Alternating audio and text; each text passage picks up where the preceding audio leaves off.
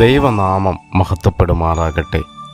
മനോഹരമായിരിക്കുന്ന ഒരു അനുഗ്രഹിക്കപ്പെട്ട പ്രഭാതവും കൂടെ ദാനമായി തന്ന സർവശക്തനായ ദൈവത്തിന് നമുക്ക് ഒരിക്കൽ കൂടി നന്ദി പറയാം.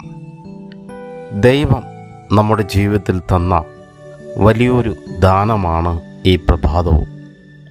സങ്കീർത്തനക്കാരൻ 34-ാം സങ്കീർത്തനത്തിൽ 5-ാമത്തെ തിരുവചനത്തിൽ ഇങ്ങനെ പറയുന്നു: അവങ്കലേക്ക് നോക്കിയവർ പ്രകാശിതരായും അവരുടെ മുഖം ലജ്ജിച്ചു പോയതുമില്ല.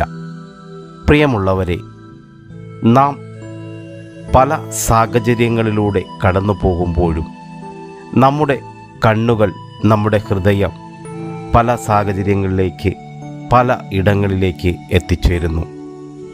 എന്നാൽ കർത്താവിങ്കലേക്ക് നോക്കുന്നവർ നിരാശരാകുകയില്ല.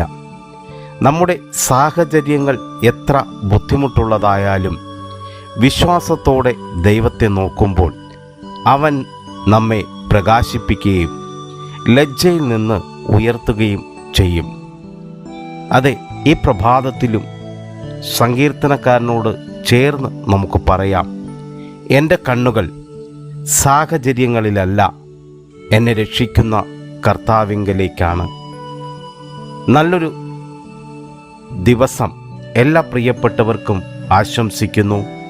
ഈ പ്രഭാതത്തിലും നമ്മുടെ കണ്ണുകൾ കർത്താവിങ്കലേക്കാകട്ടെ.